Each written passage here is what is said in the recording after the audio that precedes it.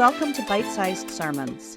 I'm Erin Patrick, and today we're tackling one of Jesus' most challenging teachings, love your enemies. This command might seem daunting, but let's break it down together and uncover what Jesus really meant.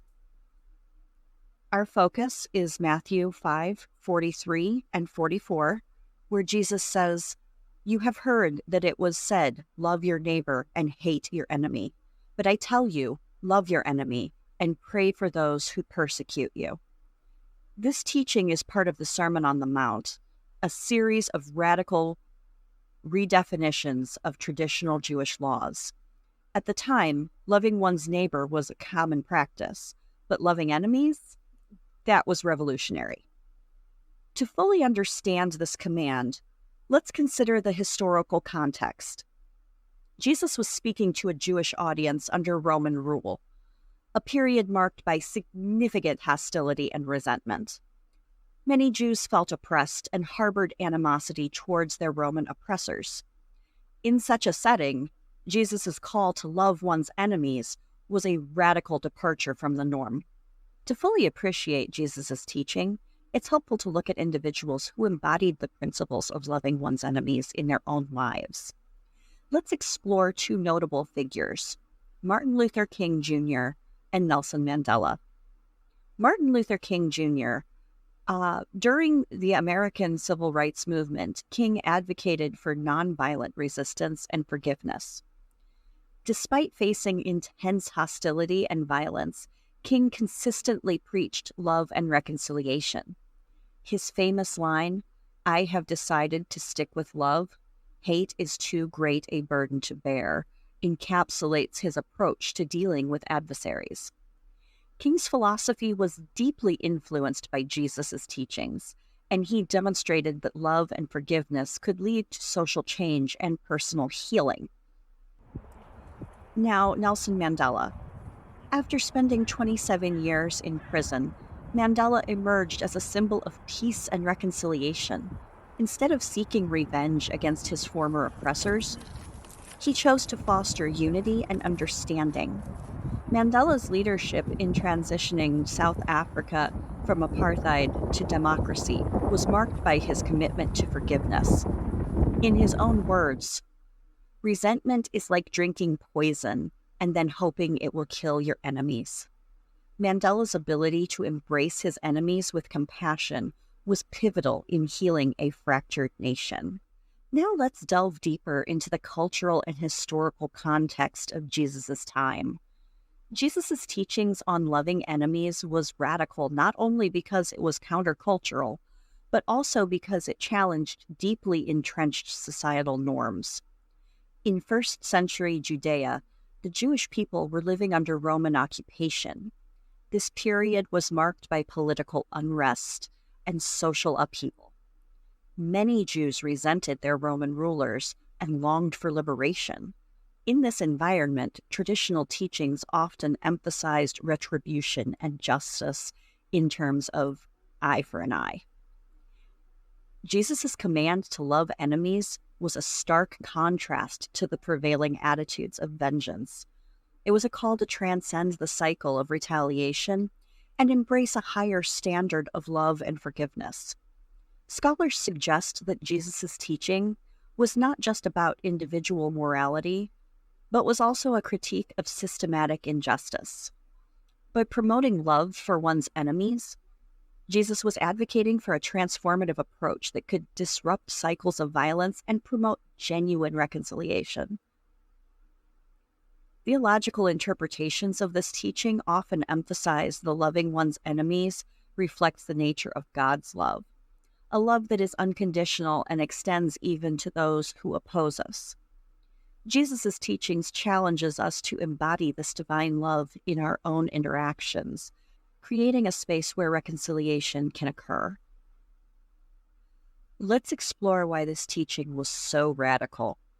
In Jesus' time, many people believed in a strict eye for an eye approach, where justice meant exacting revenge.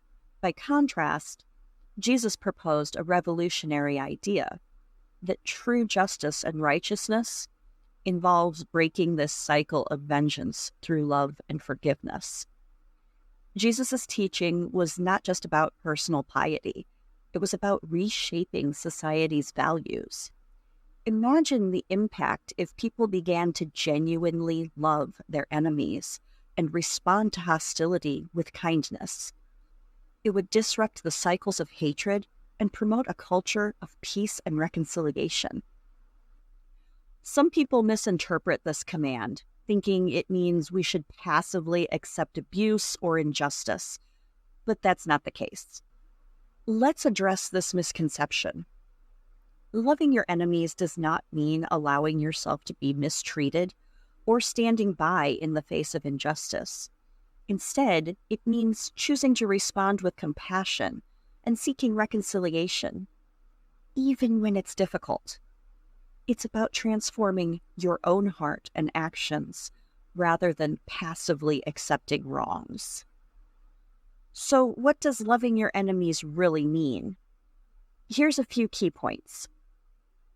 Active compassion. It's not about being passive.